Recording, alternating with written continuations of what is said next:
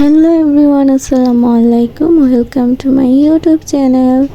Guys, আজকে আবারও নতুন একটি ভিডিও নিয়ে চলে আসলাম। আশা করছি সবার ভালো লাগবে।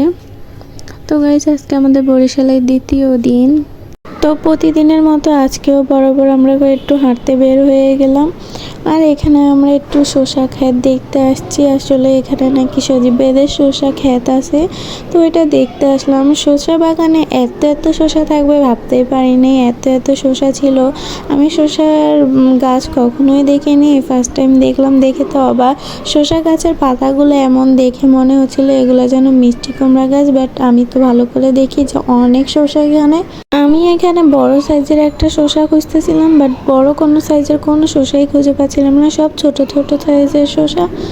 তো আমি এদিকে বকবক করতেছি আর এইদিকে দেখি রোহানে ছোট ছোট শসা ছিঁড়ে এনে ও চাচুকে দিচ্ছে।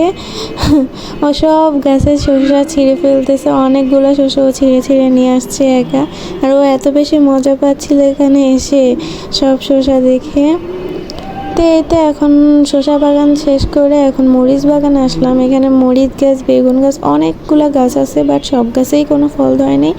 বেশিরভাগ মরিচ দেখতে পারলাম। আর মরিচ গাছে এত বেশি মরিচ ছিল যে পাতার থেকেও মনে হচ্ছিল যেন মরিচ বেশি। আপনারাই দেখেন কত কত মরিচ এখানে।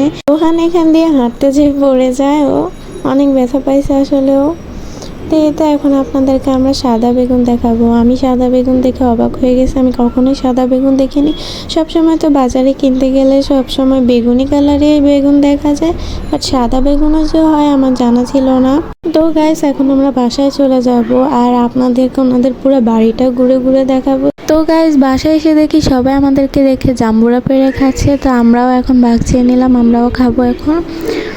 তো জাম্বুরা খাওয়া দাওয়া শেষ করেই কিন্তু আমরা আপনাদেরকে তাদের বাড়িটা ঘুরে দেখাবো। তাদের বাড়িটা এত বেশি সুন্দর, চারপাশে যেন খোলা মাঠ আর মাঝখানে তাদের বাড়ি। দেখেন আপনারা, অনেক বেশি সুন্দর। আমার তাদের বাড়িটা এত বেশি ভালো লাগছে। আর বরিশালে প্রতিটা টিনের ঘর যেন দোতলা ঘর ছিল, এটা তো আরও বেশি ভালো লাগছে। আমি দোতলা ঘরও কখনোই দেখিনি। আসলে গ্রামে আমার আসা হয় না, তাই আমি কখনো এইসব জিনিস উপভোগ করিনি। গাইস, আজকের মতো এখানে বিদায় নিচ্ছি। দেখা হয়ে যাবে নতুন কোনো ভিডিওতে। সেই পর্যন্ত সবাই ভালো থাকবেন, সুস্থ থাকবেন। আল্লাহ হাফেজ।